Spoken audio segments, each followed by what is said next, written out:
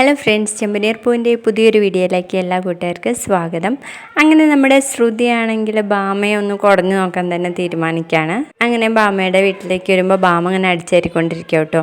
ബാമ anti, ഓ ശ്രുതി മോളോ, നീ എന്താ ഇവിടെയെന്ന് ചോദിക്കുമ്പോൾ എനിക്കൊരു ക്ലയൻറ്റിനെ കാണാനുണ്ടായിരുന്നു ആൻറ്റി. അപ്പോൾ ഇതുവഴി പോയപ്പോൾ ഇങ്ങോട്ട് കയറിയതാന്നൊക്കെ പറഞ്ഞിട്ടാണ് കയറുന്നത്. ആൻറ്റിക്ക് ഇടയ്ക്കിടയ്ക്ക് തലവേദന വരാറുണ്ടെന്ന് എന്നോട് പറഞ്ഞില്ലേ, ഞാൻ മസാജ് ചെയ്ത് തരാം ആൻറ്റി എന്ന് പറയുമ്പോൾ ബാമ പറയും, അയ്യോ അതൊന്നും വേണ്ട, നിന്റെ അമ്മായിയമ്മ അറിഞ്ഞാലേ എനിക്ക് നല്ല വഴക്ക് കിട്ടും, എൻ്റെ മരുമോളെ കൊണ്ട് നീ പണി എടുപ്പിച്ചോ എന്ന് ചോദിച്ചിട്ട് എന്ന് പറയുമ്പോൾ നമ്മുടെ ശ്രുതി പറയും, ആൻറ്റിക്ക് ഞാൻ മോളെ പോലെയല്ലേ, അപ്പൊ മോള് നല്ല മസാജ് ചെയ്തെന്നു എന്ന് വിചാരിച്ച് ആരെന്ത് പറയാനാ, ഇങ്ങോട്ട് വാ ആൻറ്റി എന്നൊക്കെ പറഞ്ഞിട്ട് പിടിച്ചു വലിച്ച് കൊണ്ടുപോവാണ് കേട്ടോ.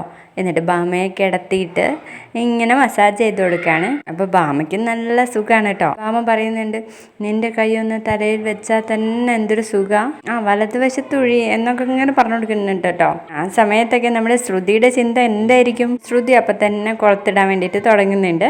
അതെ, ഞാൻ വിചാരിച്ചില്ല ആൻറ്റി ഇപ്പം തന്നെ വീട്ടിലേക്ക് വരുമെന്ന്. എങ്ങനെയും രേവതിയുടെ അനിയനെ ജയിലിലേക്ക് അയച്ചിട്ടേ ഉള്ളൂ എന്നൊക്കെയാ ആൻറ്റി അന്ന് പറഞ്ഞത്. പിന്നെ എന്ത് സംഭവിച്ചെന്നറിയില്ല. എന്തായാലും സച്ചിയും രേവതിയും വീട്ടിൽ നിന്ന് ഇറങ്ങുന്ന ഞാൻ കരുതിയേ. എങ്ങനെയോ ആൻറ്റിയുടെ മനസ്സ് ദൈവം മാറ്റി എന്നൊക്കെ പറയാൻ കേട്ടോ. അപ്പൊ ആ മസാജിങ് തന്നെ നമ്മുടെ ബാമ ഉള്ള സത്യം മുഴുവൻ പറഞ്ഞു പോവാൻ കേട്ടോ. ദൈവമല്ല, വക്കീല് 2 ലക്ഷം കൊടുത്തിട്ടാ നിന്റെ ആൻറ്റിയുടെ മനസ്സങ്ങ് മാറ്റിയെന്ന് പറയും. എന്താ ആൻറ്റി, വക്കീല് 2 ലക്ഷം കൊടുത്തിട്ടോ എന്നാ ചോദിക്കുമ്പോൾ പെട്ടെന്ന് തന്നെ തട്ടിപ്പഴഞ്ഞ് എണീക്കാണ് കേട്ടോ ബാമ. അയ്യോ ഒന്നുമില്ല, അത് ഞാൻ എന്തൊക്കെയോ ആലോചിച്ച് പറഞ്ഞതാ. അല്ലല്ല ആൻറ്റി ഇതിനെ കുറിച്ച് തന്നെ സംസാരിച്ചേ, എന്താ പറ ആൻറ്റി.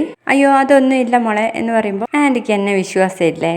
ഇതേ ചന്ദ്ര എൻ്റെ അടുത്ത് ആരോടും പറയരുതെന്നാ പറഞ്ഞേ.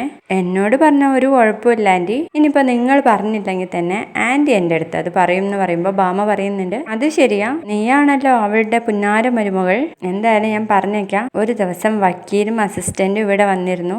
എന്നിട്ട് പരാതി പിൻവലിച്ചു കഴിഞ്ഞാൽ 2 ലക്ഷം രൂപ ചന്ദ്രയ്ക്ക് കൊടുക്കാന്ന് പറഞ്ഞു. ചന്ദ്ര അല്ലേ ആള്, ആ 2 ലക്ഷം വാങ്ങിയിട്ട് പരാതി അങ്ങ് പിൻവലിച്ചു എന്ന് പറയുമ്പോൾ അപ്പൊ അതായിരുന്നു പരാതി പിൻവലിക്കാനുള്ള കാരണം എന്നിങ്ങനെ മനസ്സിൽ പറയാണ് കേട്ടോ. എന്നിട്ട് പറയും, ഇവര് പറഞ്ഞത് എങ്ങനെയാ അപ്പൊ വിശ്വസിക്കുക. അതെ ബാമ ആൻറ്റി അങ്ങനെയൊക്കെ ചെയ്യോ, രേവതിയുടെ അനിയനെ എന്തായാലും ജയിലിലേക്ക് പറഞ്ഞു വിടണം എന്ന് പറഞ്ഞ ആളാ, പൈസ ഒക്കെ മേടിച്ച് അങ്ങനെയൊക്കെ ചെയ്യോ എന്ന് ചോദിക്കുമ്പോൾ നിനക്കെന്താ മോളെ എന്നെ വിശ്വാസമില്ലേ, ഞാൻ അതിന്റെ തെളിവ് നിന്നെ കാണിച്ചാൽ നിനക്ക് വിശ്വാസം വരുമല്ലോ എന്നും പറഞ്ഞ ബാമ അലമാരിയിലുള്ള പൈസ കാണിച്ചു കൊടുക്കുകയാണ് കേട്ടോ നമ്മുടെ ശ്രുതിക്ക്. ശ്രുതി അത് കണ്ട് അന്തം വിട്ടു പോകുന്നുണ്ട്.